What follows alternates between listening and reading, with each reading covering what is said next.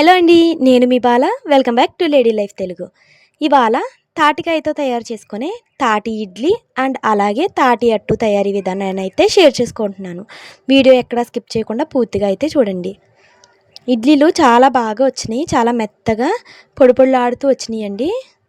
చాలా టేస్టీగా ఉంది. మీరు కూడా ఒకసారి ట్రై చేయండి. ఎలా తయారు చేసుకోవాలో తయారీ విధానంలోకి అయితే వెళ్దాము. తాటికాయనైతే తీసుకొని పైన పొట్టు ఉంటుంది కదండి, అవి అయితే ఒలిచేసుకుంటే ఇలా 3 అయితే వస్తాయి. వాటిని ఇలా డివైడ్ చేసుకొని పెట్టుకుంటాం. ఈ తాటికాయతో చాలా రకాలైతే చేసుకోవచ్చు. తాటి అప్పాలు, తాటి గారెలు, తాటి ఇడ్లీ, అట్టు అండ్ ఇంకా చాలా వెరైటీస్ అయితే ఉన్నాయి. ఎవరు బాగా ఏది ఇష్టపడతారో దాన్ని అయితే చేసుకోవచ్చు. ఇది చూసారా, ఇది ఆల్రెడీ నేను తీసేసింది. అండ్ అలాగే ఇవి 2 తీయాలి. ఇది 2 వైపులా తీయకూడదు. చూపిస్తాను చూడండి. ఇటువైపు తీయాలి. ఇటువైపు చూసారా రెడ్ కలర్లో ఉంది, ఇంకో కనిపిస్తుందా పీసు రెడ్ కలర్లో ఉంది. ఇంత లెక్క తీయకూడదు ఈ పార్ట్. అది తీయటం వల్ల కాండ్ర వస్తుంది, కాస్త టేస్ట్ తగ్గుతుంది అంటారు.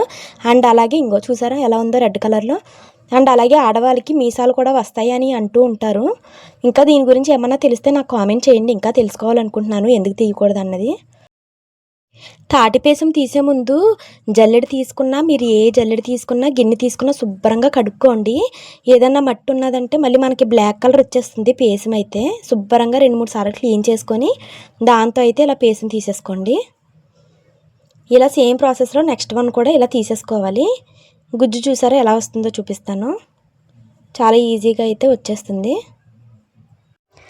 చూసారా ఇలా ఈ మెస్లోంచి ఈజీగా దిగిపోతుంది. పల్లెటూరులో బాగా ఎక్కువగా ఉంటాయి తాటి చెట్లు. తాటి చెట్ల నుంచి అయితే 3 దశలుగా అయితే ఇస్తుంది మనకి. ముందు తాటి చెట్ల నుంచి కళ్ళు తీస్తారు. అండ్ అలాగే ముంజికాయలను ఇస్తుంది 2వ దశలో.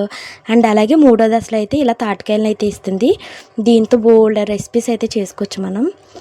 ఈ వచ్చిన గుజ్జున అయితే ఉంది కదండి తాటి పీసాన్ని, చూసారా ఏ లెవెల్లో అయితే ఉందో అదే లెవెల్లో మనం 2 కప్పుల 2 వంతుకి 2 వంతులు ఇడ్లీ నూక అయితే కలుపుకోవాలి. చూసారా ఇలా నేనైతే 2 కప్పులు తీసుకున్నాను. మళ్ళీ సెకండ్ ఇది ఇలా యాడ్ చేసేసుకోండి. అండ్ 1 వంతు బెల్లం అయితే వేసుకోవాలి. కావాలితే బెల్లం షుగర్ కూడా యాడ్ చేసుకోవచ్చు.